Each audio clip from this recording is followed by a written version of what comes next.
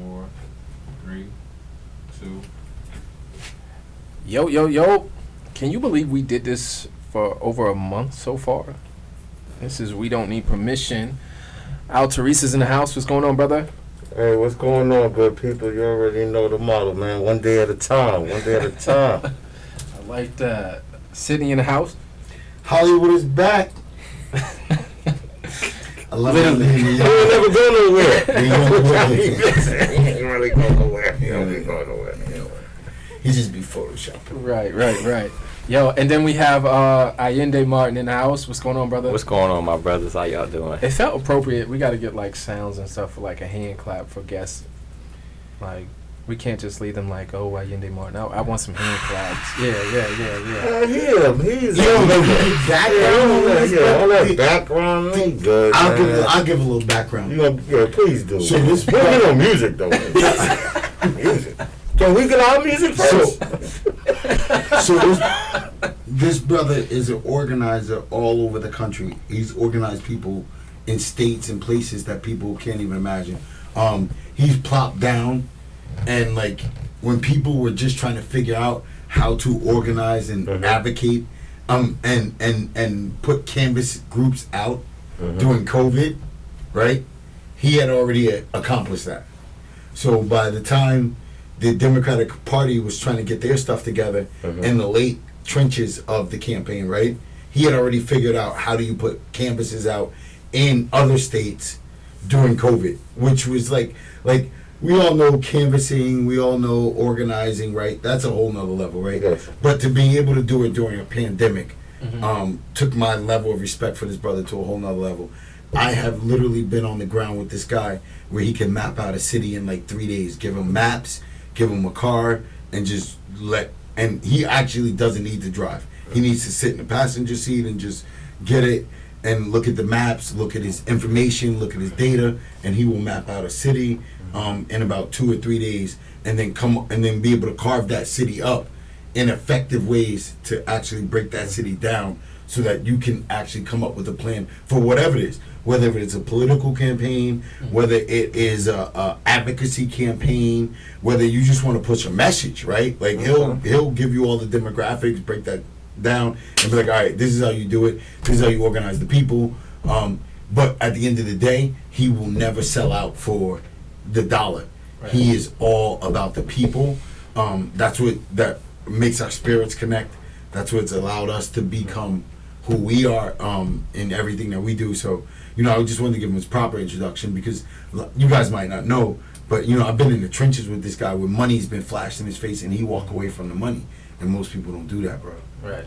Well, I thank him for that humble brag he just gave for you. I thank him too. And on top of that, though, also because this is definitely well-rounded, so I love the fact that he gave professionally what you do, for the bag, for the bread, and in the community, but also give us a little something as you introduce yourself, who you are, the person, how, what brought you to your leadership, what brought you into the position, even wanting to be in that space of community to make sure that we are liberated with this type of information, because that's how I met you, obviously. Wanting to be in a position of liberating. So lean into, some of that also, who the person is, and that leadership and what brings you to this table too, because I'm sure the people want to get that element, because like I said, he gave a well description of how you get down, and we know that, as far as the caliber of individual Sydney is, but lean into that too also, man, the whole person of who you are, big bro. First, I'd like to thank you guys for letting me be here, but first thing I want to let y'all know,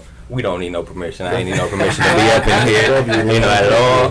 You know what I'm saying? I'm up in WDNP all day, you know what I'm saying? That's why I'm repping. All day, we don't need no permission. Gang. I got to say,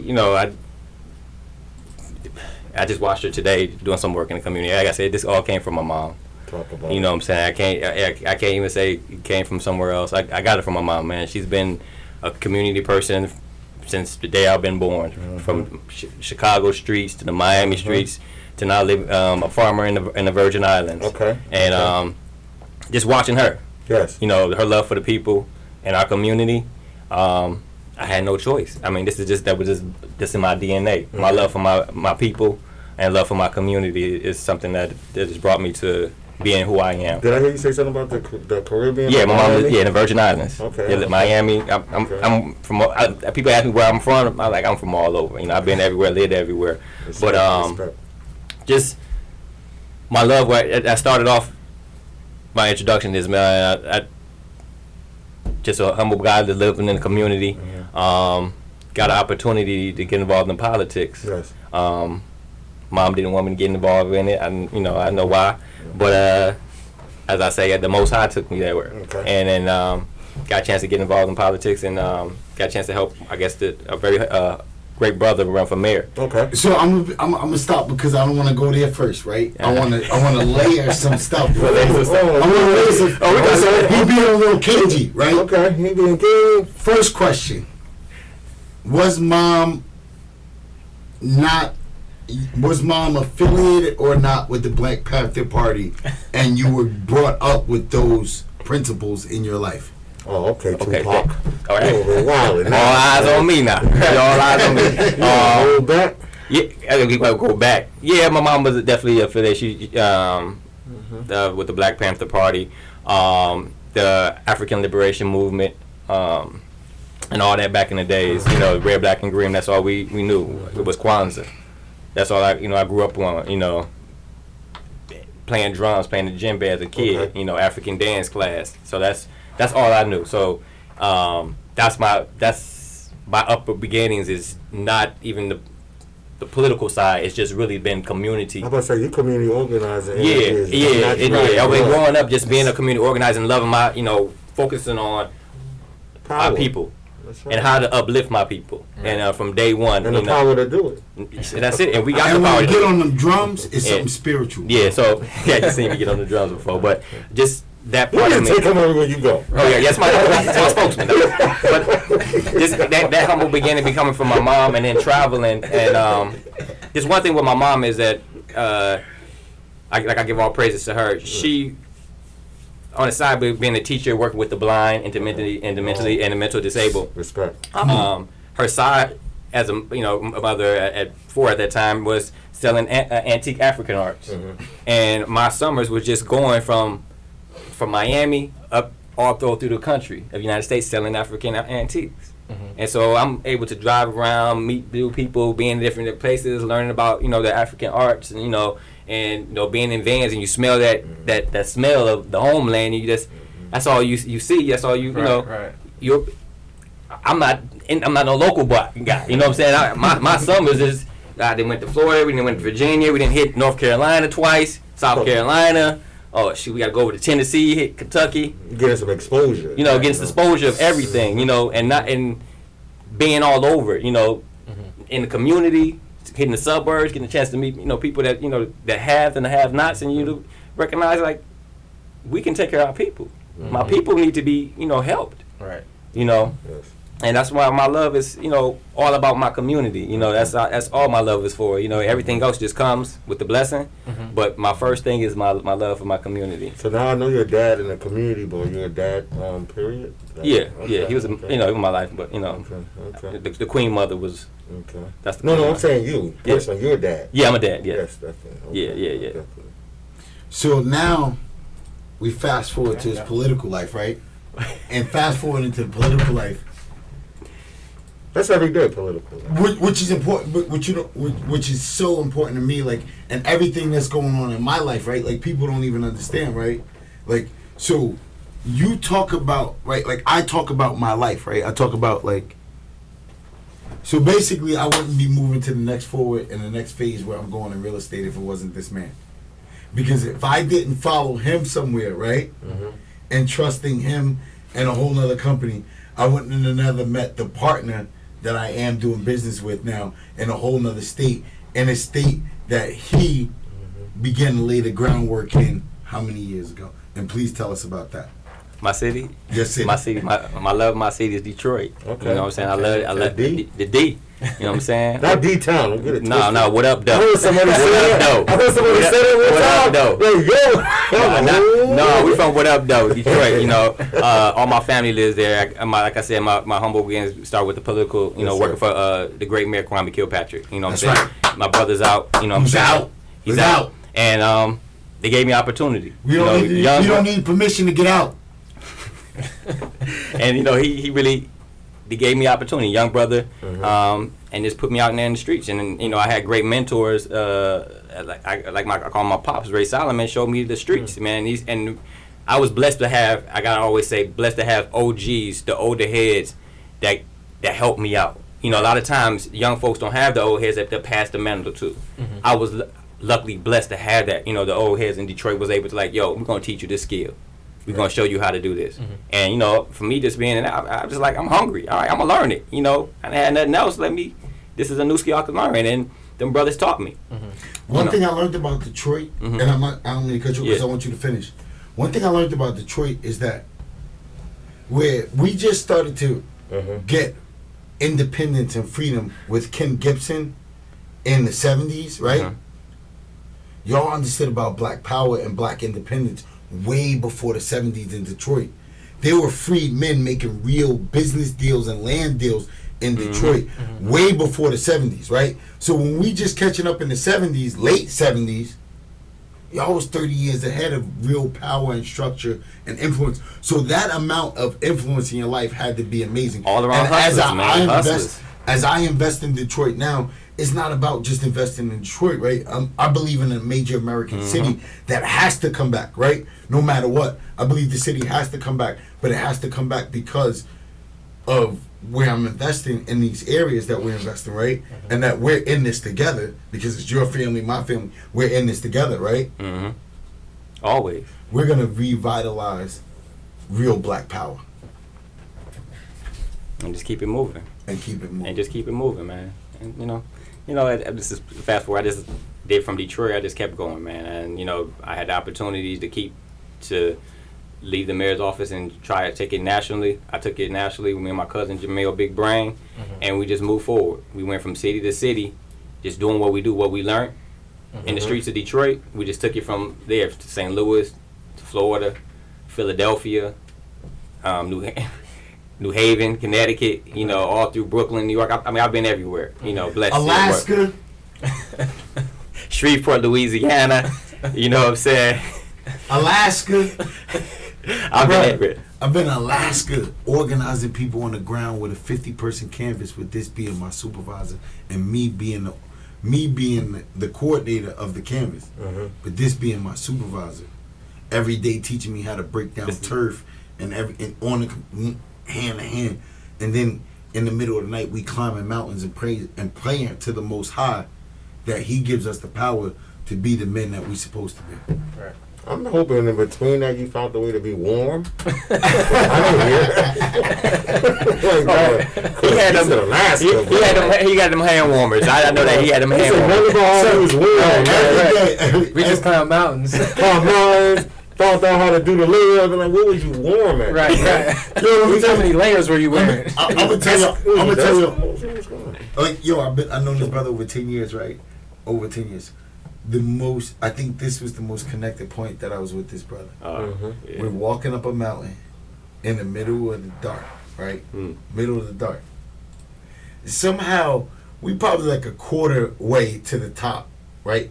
And our whole goal was to be there when sunlight broke, right? I had this whole vision that me praying with sunlight breaking, with the daybreak, like it was just gonna be like the most amazing, peaceful thing, right? And I wanted to be at the top or close to the top when that sunlight comes over the mountains, right? So about a quarter of the way up, I'm like, bro, is there any wildlife out here? He turned around and looked at me, Altorice. He looked at me and said, bro, it's too late to be. He said, open up all your eyes. Oh, because he put the camera. He said, open up all your eyes. And he kept walking. So I said, because you ain't going to leave me. Don't ask me now that we up this mountain. And as I opened up all my eyes, Altorice, like literally, when he meant that, I literally tried to open up every sense that I have. Eyes, nose, toe, like Open, Yeah, you gotta open that main eye, yeah. Man, Your senses. bro, put the phone up and start looking and realizing there are holes in the ground where wildlife have been moving the whole time that I wasn't even paying attention that we moving through. That's dope. That's dope. 2-part mountain. You only told the one part of the mountain. Good. Then we went to the second part. That was just crazy. That was just crazy.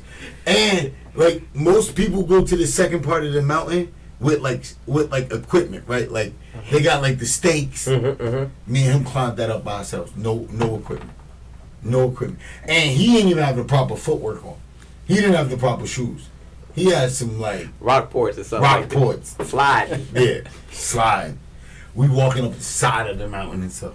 But that's my brother. He knew I wanted to keep going, so he just kept going. But I'm just saying, from the farmer to the person that believes that we can grow our own crops, right, and feed our own community through our own urban gardens, our own fields. Where he said, like let's not drop the point. His mother's a farmer in the Virgin Islands. Why are they farmers? They self-sufficient. Everything they grow, they keep. Everything they grow, What's wrong with being they a make farmer? sure nothing. But I love If I'm about farming grapes and not I love the wine. I love about the self-sufficiency. That's right. The self-sufficiency. Solar panels, everything, windmill, collect the water from the rain. So when he go home, right, he don't go home just, mommy, I love you, blah, blah, blah. He go home to tend to the land, to tend to the soil, to put his hands in the ground, to show mommy, not only do I love you, but I'm here to be with you. That's a beautiful thing that she set for. Like, I can't wait to go to do the land. Like, he snuck during COVID and I think he was mad because I snuck to Jamaica, right? And then when he see me in Jamaica, he like, oh, bro, everything open? All right, yeah. Oh, great, good. I'm glad it's open. Like, yeah, I'm gonna go to Virgin Islands. Like, and he say like, I'm going to check on mommy, go to the farm, So then I start like we be on each other's feet. So I'm like, oh, word, you did it like that? Oh, okay. Alright, that's how you move it. Okay. Like I ain't had no Virgin Island money. Okay. Hey, okay. I see how you do it. But he took the wife and some other people that I love, so I had to put my feelings to the side. Right. But as you can see, this really my brother. Like we might not gotta pick up the phone every day, but this definitely one of the brothers that, because of who he is, like the natural, what he trying to do for us as a people. Like he the dudes with me and you in the streets, we'll never connect with, right? Now that we not in the streets, we need to make sure we protect and have his vision go further, and because we appreciate him so much more now, right? Because we was just moving so fast, we didn't understand the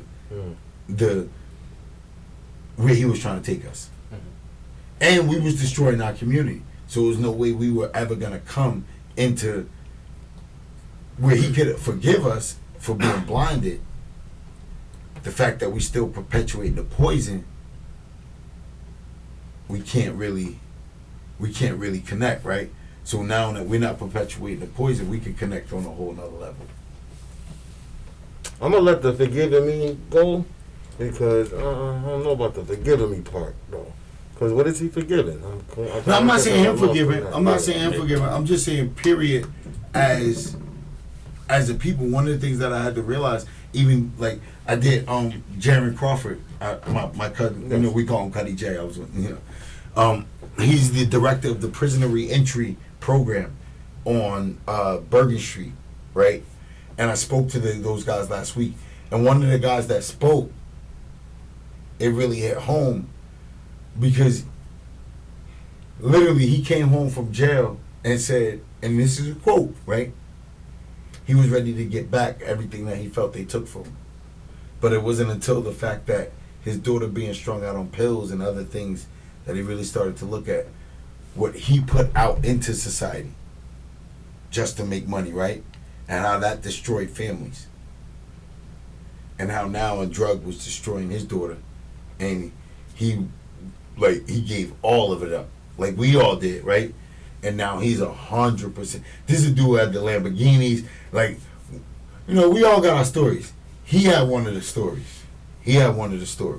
But now he gave all that up. And every story that he get, he going 100%, 1,000% at trying to be a successful businessman in every endeavor that he does, and the same energy, same like you know what I mean? A brother like why your organization is so successful. To me, it's not a no-brainer, right? To other people, they're like, oh my God, Altorice.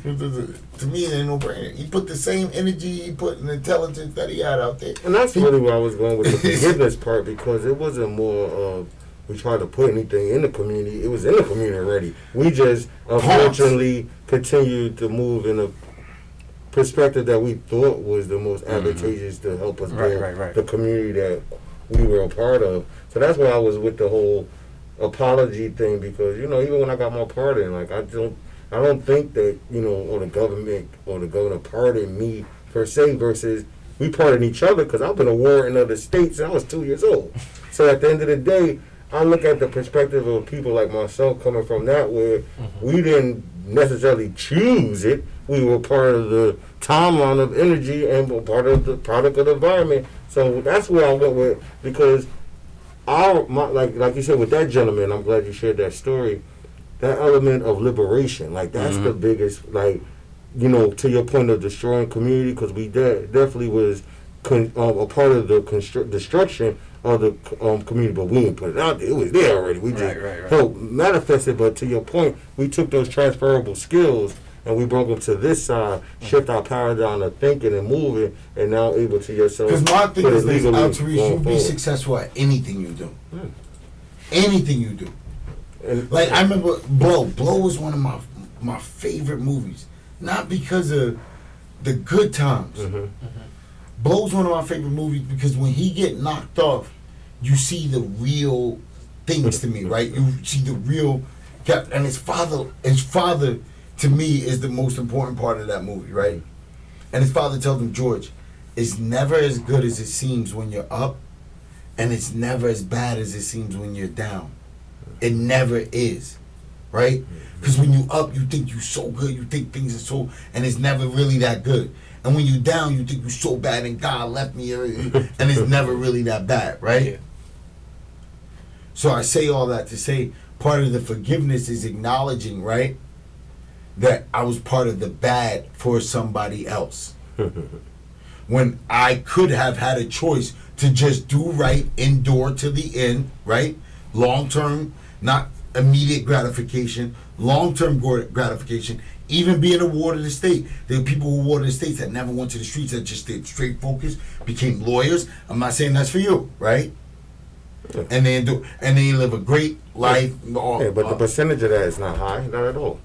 No, so but there are people. We don't want to use percentages. I'm not even talking about them. I'm talking about the people, the percentage of black and brown people who come from that to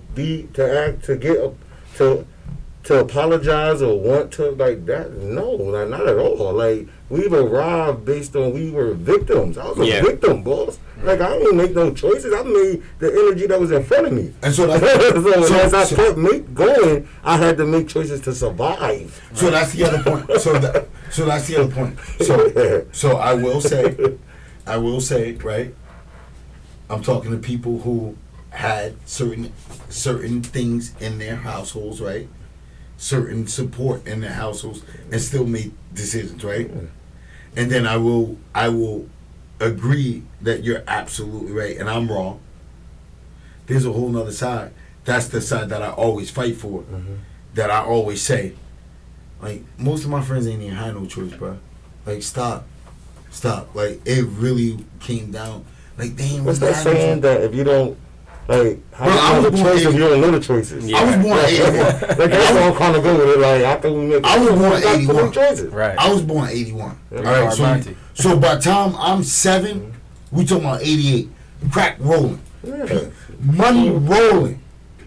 You telling people to be poor while money falling out of buildings. And see how you just said that? How you just said by the time you got into an essence, I understand crack was rolling. 7. But how Pete real game. We act really like the crack element was destruction. It was already destroyed by before it was there. It was already messed up before then. Crack turned it into zombie land. Like it was already Melly Mel was already broken glass everywhere. Like that was already understood.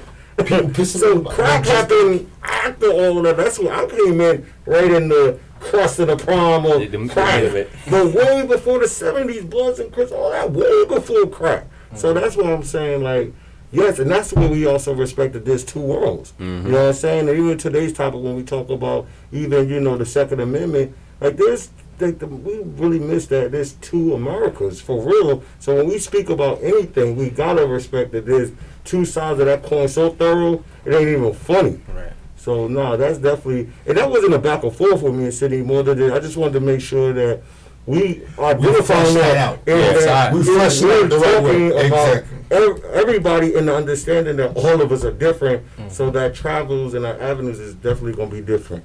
You know, but we at the same place. We don't need the permission to organize and get power. Right. To do what we need to do. And going into the topic, obviously, you know, talking about the Second Amendment is obviously big right now because we find ourselves in another mass shooting. Crazy. It's like, so this happened in Boulder, Colorado. Monday, 10 people got killed by individuals. But before we go to Boulder, let's talk about the mass shooting with the Asian people too, because that happened. That really, right. Because see, Asian people don't speak up for themselves, right? They're a very community that just kind of sticks together, stays down, keeps their head down, And when this happened, like, I was hurt because I got a lot of Asian friends that I believe would have brought in jokes, would have brought a bunch of BS and stuff over time that never like really have like their voice, right? Like, where's that Asian American, in the government that's stepping up and saying like, these things? Now we're starting to see, like CNN did an ad with all the Asian anchors and things like that, right? And I thought that was powerful, right? But they still didn't say stop Asian hate. Like, stop. Like, people don't even understand. During World War II, like, literally, Asians in this country were rounded up and put in concentration camps in certain parts of this country. Like, that's totally unfair. To be honest, to your point, the Japanese. The Japanese, exactly. Yeah. And so my thing is, if they do that to them, they do that to us. I mean, we banned it. And then they're still doing it to us. But see how you just said we still in it. And that's what So I can't sit back and be like, it's okay that you do it to them. Like, no, stop Asian hate, stop all that, because it'll start a slippery slope where, and I'm down with my brother. But that goes back to stop racism. Right. Because that's white it's just not that way, so individuals is being... It's the white supremacy. Yeah, man. so that's where it comes from. It comes from that, man. Because so you said, where's that? You said like there's Asian leaders and but you already know, just like black leaders, just like Latino ex-leaders, that there ain't enough of us. Right. It is enough of us if we come together. Thank you. That's the thing. It is enough of us when we come together, but the problem is we all still want. They keep us divided. We don't want to come together. And we try to figure out how we play that role in that space. If I'm the only black one, if I'm the only Asian one, if I'm the only Latino one in that room, how do I control this energy, this seat, let alone how I get the floodgate and others behind me to get in? Right. And that's where we don't need permission really plays a role of understanding you don't need permission. Stop wondering. Do it. That's it. When you come to a meeting, you talking all that photographer stuff. Yeah, I can get that done. Don't worry about it. I come to meet with my man because he gonna do all that work. But that's the power, because it was two or more. That's it. That's all we need.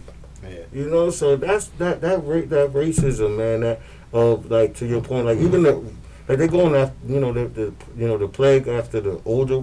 The senior Asian population, even knowing how, when we talk about culture, like that means a lot in that culture. Like you going after the lineage, the legacy, like the elders. The elders, like that's a whole. Right. That's one thing you don't touch.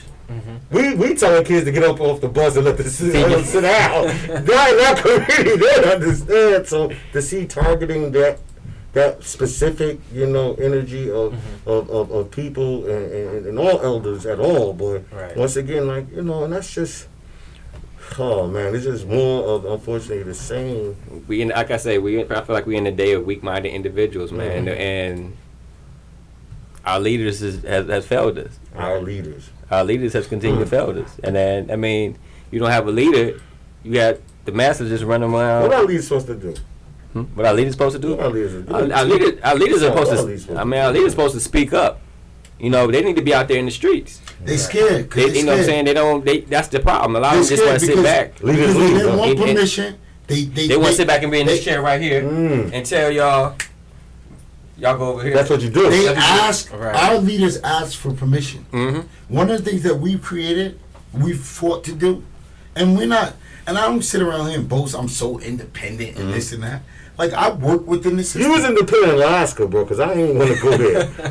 Nobody want to come with you from North to Alaska. No, bro, we had people come. Ask them. We had people jump on that plane and come, bro. Nah, but bust it down for me. But, you know, we found a way, like, so one of the things I always could say, like, don't, like, yeah, like, when I was in Villanova, right, I never joined the Black Student Union. It didn't make sense for me.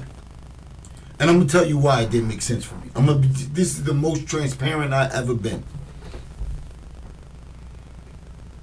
I was on the lacrosse team. I was living with a fraternity. And I was hustling. So there was no point for me to have the Black Student Union in my business. My network was not them. My network was certain people, right? And home. That was it. I didn't need another network. I didn't need any of that because it was going to bring a bunch of hate. It was going to bring a bunch to interrupt what I had going on. That was a smooth operation. Okay, Tariq. Tariq, I was saying the same thing. I was saying, all right, Tariq. There you go, Tariq. Got the touring movement going on. Philly. But it's definitely. So that's what I'm saying. Therefore, by the grace of God, go right? Like, and literally with everything, with me, even with that movement, right? Like, and a part of what they couldn't embrace from me was that why I'm on a lacrosse team, living with the white fraternity,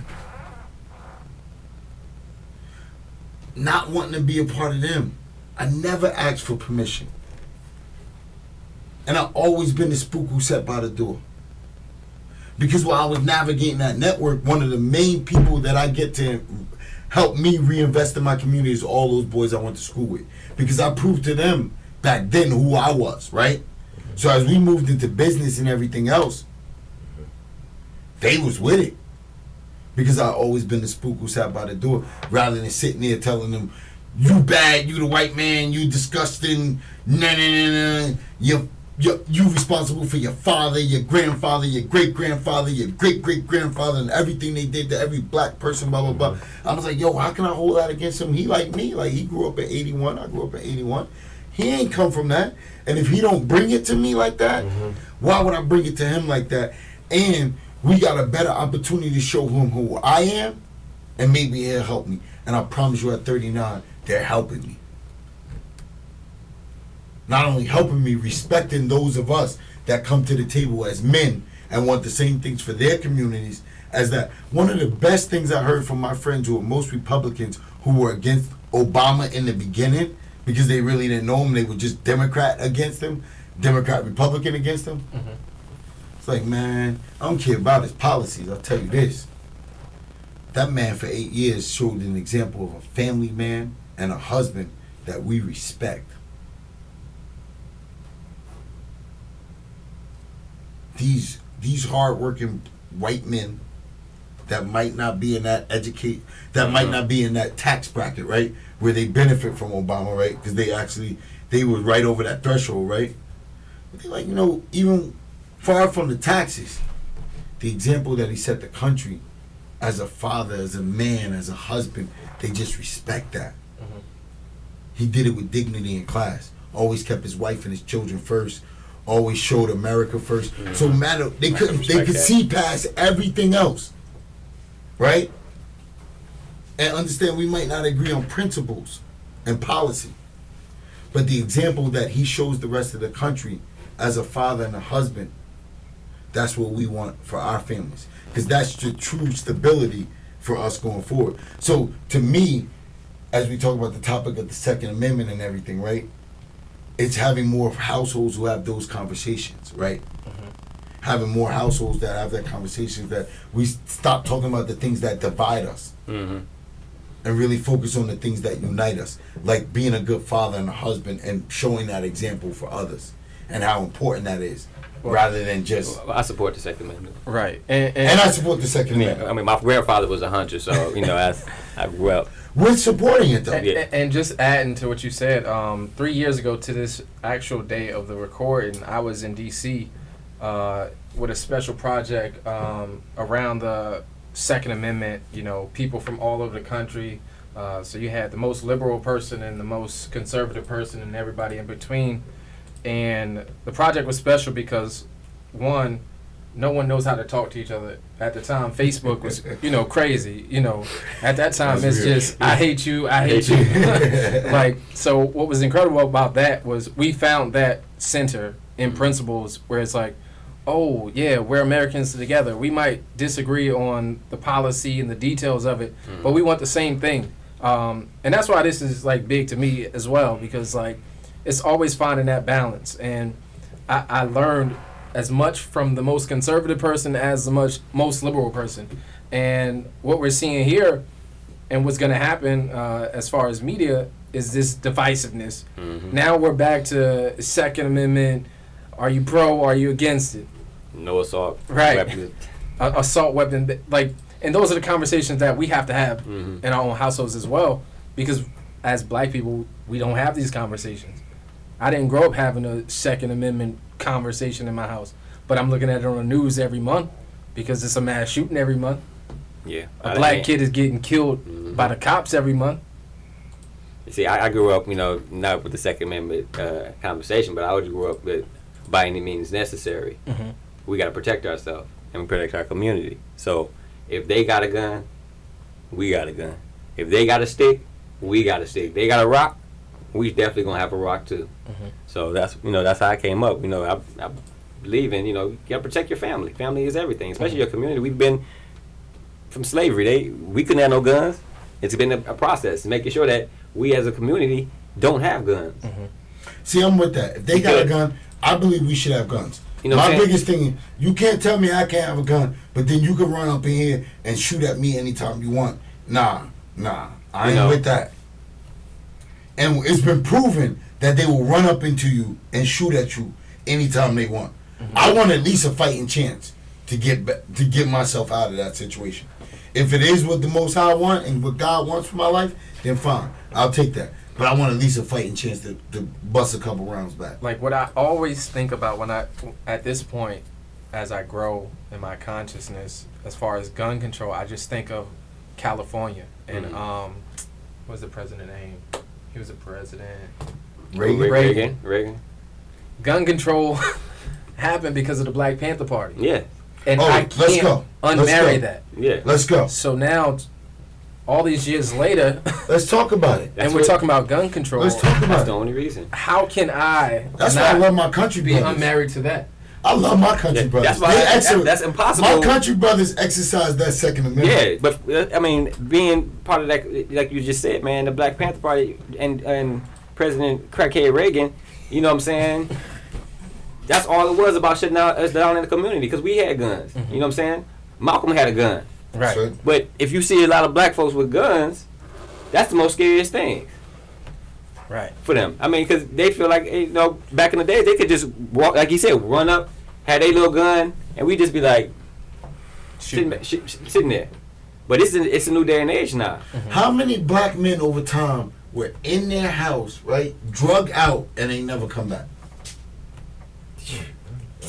And man, it ain't even no numbers on that. I can't even know. It ain't even no numbers on that. You could just do the numbers on that person when you count how many lynchings, because that's who that was. Yeah. So when you count just how many lynchings happened, that was that person who got dragged over out. a thought of somebody saying he looked at a white woman or some crazy thing. No. How about the thought of he started the People's Grocery and he's making money in this community against us white people, and we gonna lynch him because he's competing against the. Everybody going to his store, not my store. I don't want them in my store. Lynching that was the small underlying element of lynching, saying they we looking at white women or whistling at white women. Like, nah. Like, they was competing and succeeding in businesses and elevating the community. Like, come on, you know about Tulsa, you know, like all of it's about breaking our mind, man. Breaking our mind as a people, man, because we're so strong. But I also so believe it came to a point where actually white women were attracted to black men, and that was a fear of them. No, but respect that. No, we're talking. That sounds totally different. Like, white men was attracted to black women, right? Like, so we ain't not talking about that. We talking about the myth of black people were drug out by gunpoint, KKK, lynched, all this stuff because they needed a dog whistle for the courts to be able to do that. They needed to be able to put it in the paper. Right. Black man looked at white woman, and everybody was socially okay with it. Like, oh well, he shouldn't have did that. Yeah, that makes sense. No, he owned 6 movie theaters. He sold more popcorn than anybody in his town, and it's over for him. You know, he the mayor.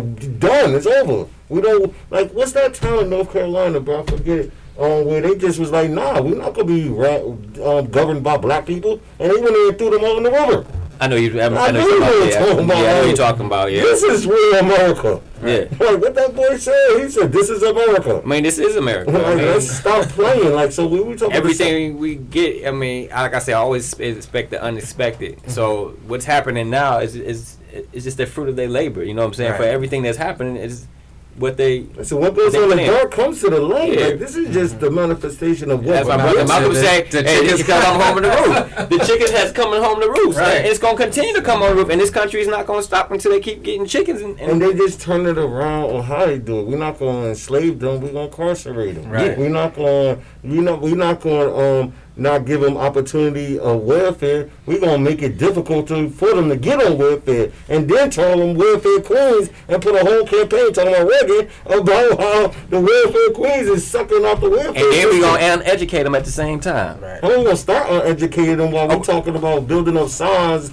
for the Confederate Army, the daughters of the Confederate. They in the school system on the board and making sure textbooks come through that don't have nothing to do with slavery. Right. I remember being in school in Miami looking at them textbooks, and I'm like, wait, you know, what? The war of aggression. What?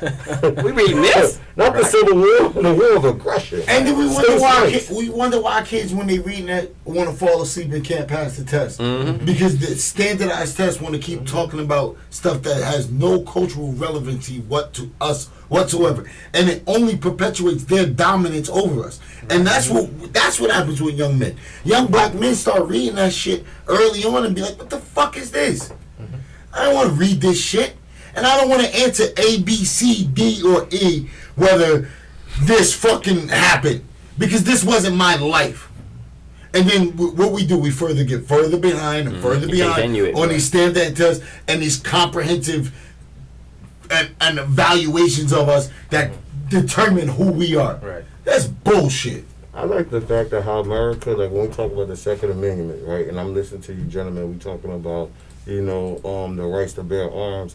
How when we really look at who really interprets the Bill of Rights, and it's obviously the Supreme Court, the rulings that they've given over the years, and how really the first one all the way to 2010, the last one that really happened. You look at it's like 5 strong cases that they did. Yep. They were not in the beginning had anything to do with individuals bearing arms. Right. Like the real argument was about the militia. About the militia. So about the militia. It became currently about the bear arms. And let's be clear, who will push that narrative, that agenda? 1977, what happened? To flip it, the Black Panthers innate energy, but flip who put an agenda to turn it into just about individual ownership of guns and possession of guns. Who is the energy that push anything about guns right now? The NRA. 1977, they had the conference, and all this change from is about hunting and this and that. No, we're going to put the agenda going forward. It's about owning guns and having a right. So if you look at from 1977 to now, look at the destructive gun movement and gun laws and a lot of it was before. And I think a lot of it had to do with dealing with the states, man. You have a lot of these, a lot of these liberal states. They make it even harder for you to even protect yourself. New Jersey alone. You know what I'm saying? They make it like, damn, I gotta. be I have a 1,000 credit score just to even get a gun. Right. Well, first of all, you got to get past not being incarcerated. You know, I mean, you ain't even getting that. They don't be there. You know, when I got incarcerated in 1994, and I got the charge, blah blah blah. So I'm like, you know, you facing your charges. I get another indictment come through. What the heck? It said felon not to possess, convicted felon not to possess a gun. I'm like, what the hell? You ain't catching me with the gun. Like, hey, like, nah, bro, it was in your possession, and this is now your charge too. you Like, got to take that one too. Right. Well, one of the things that I realized from my guys, right, and that I taught them early on, which wasn't helpful, is that before you got that felon, right, it's more legal to have a gun than have drugs. Oh yeah, no doubt. And that was just like our mentality of thinking, right? Like, like I literally was like, bro, it's more legal for you to have that gun than it is to have drugs. The way you have the gun is the problem. Yes. Right. Not having the gun, right? It's not registered. We file off. We get guns all ways in the communities, right? And when you grow up in these urban, you'll find it in the backyard. Your brother, your cousin, your uncle, That's when you some come up car. with the minute. You We take had a car. conversation. No, Like, because we Because had it it. just guns. We had There's guns all It wasn't around. even like the Second But Amendment. somebody that use a gun and drop it in the garbage can, you young and you dumb, you'll go get that I've gun. seen a couple of them. And you be like, I yo, know a what's guy- up? I know a couple of people, young kids who Now shot we each other got by it. mistake. Okay. You know, like that's real. So let's not act like the proliferation of the guns wasn't for us, right? And then we found them. What I can say about, you know, the whole, and me even teaching that to my guys, where I was like, this is wrong, right? Like, because I'm not helping them, right? Because we had become so desensitized as a community with everything as we evolve, right? And from the proliferation of them being there, right, to the video games and generation moving on with Grand Theft Auto and everything else, right, where you just go around killing people and shooting and everything else, right, everything that we've seen that has come into the forefront of our kids.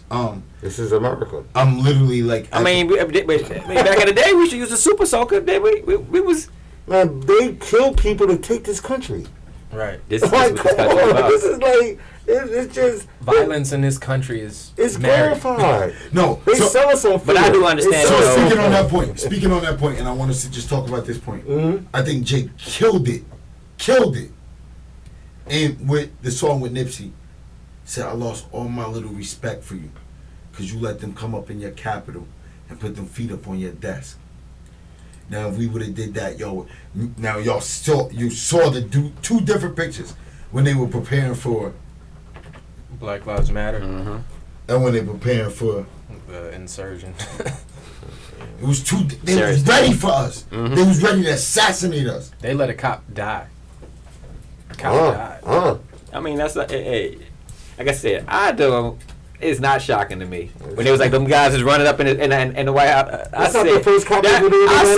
said, okay, and it ain't That's nothing not even new. the biggest one. It ain't They had nothing their new. feet on the desk of the speaker Yep, of the house. Yep. But then I'm supposed to have respect? Nope. Oh, okay, because I ain't got no more fucking respect for that building after that.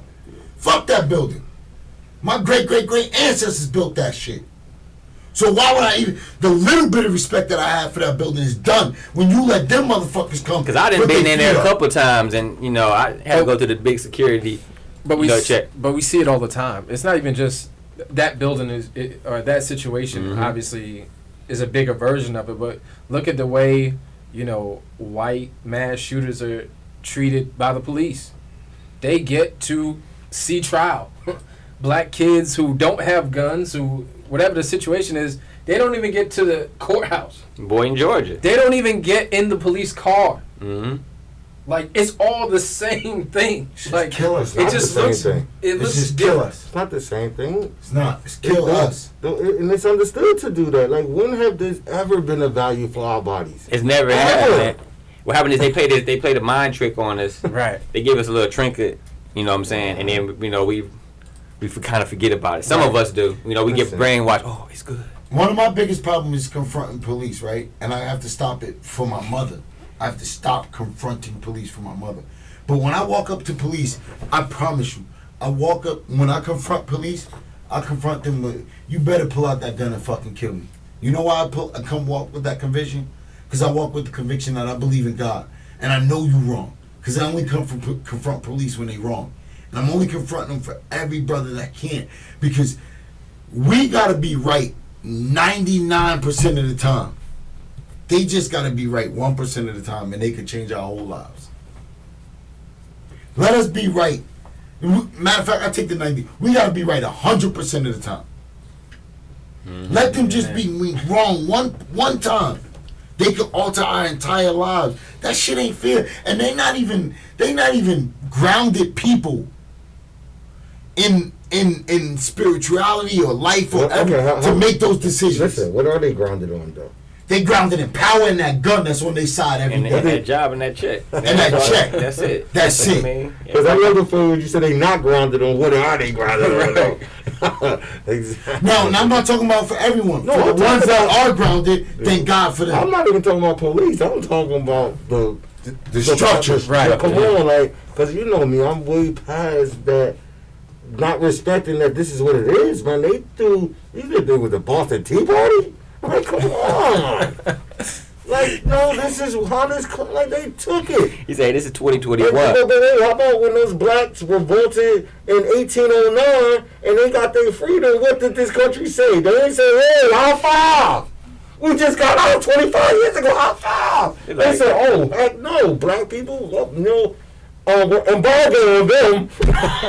We don't know. No. See, I won't even say the country name. And that's the problem, bro. Like the first black nation that got their independence after being colonialized, we was America. Like, yo, let's go. You guys too? No. They turned their backs on them and told everybody else to do the same. Yo, speaking to that point about revolution, right?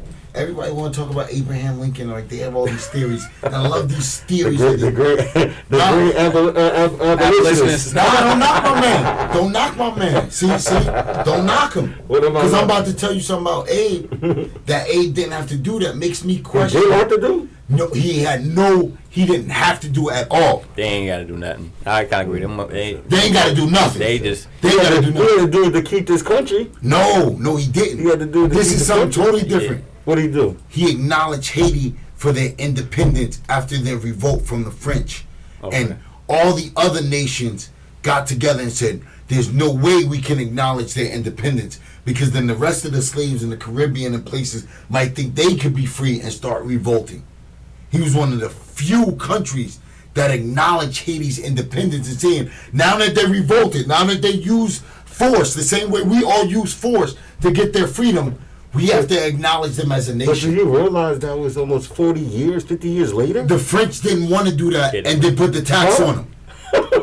Like they still paying it, though. There was a reason, though. They did that. They got their independence in 1809.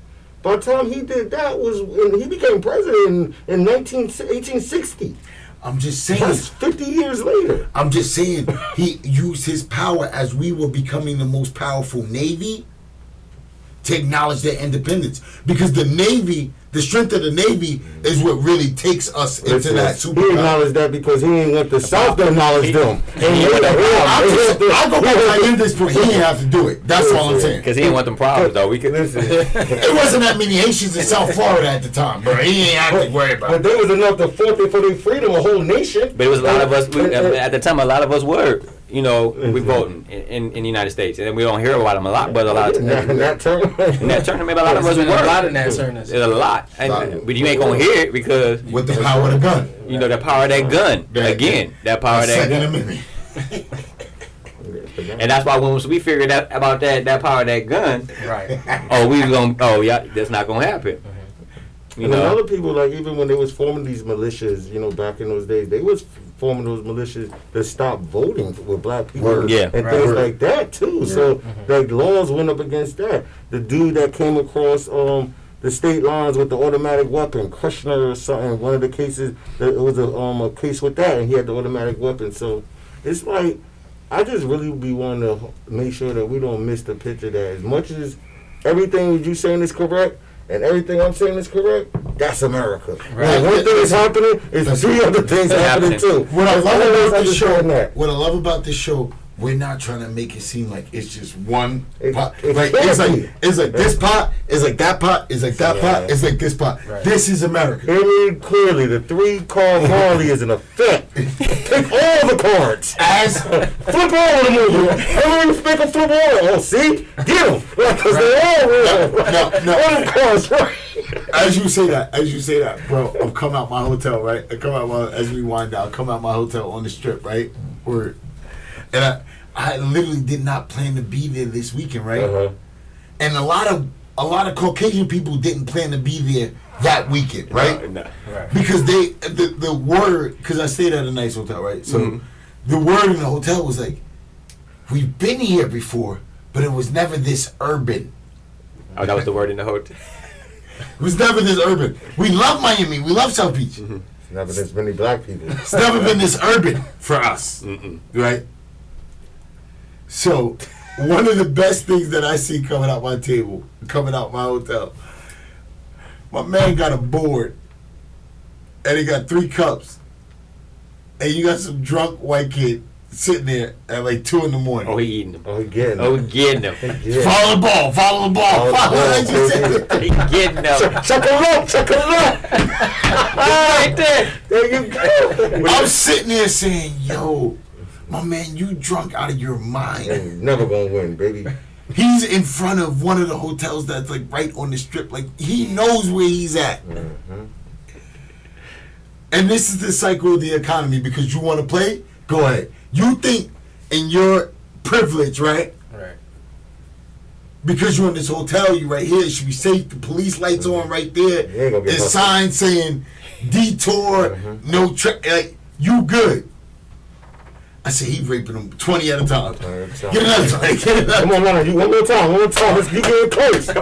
Matter of fact, you could double up. Double up. Double up on That's what's that. happening. You're not holding that thing. Right. You're not heavy. Bro, he holding the board.